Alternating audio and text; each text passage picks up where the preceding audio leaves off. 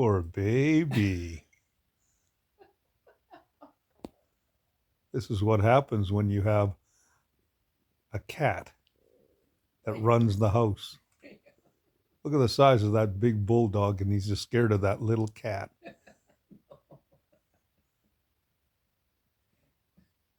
He's he's giving her the side eye. He's just afraid to put his head down. Yeah, he's afraid. I don't blame him.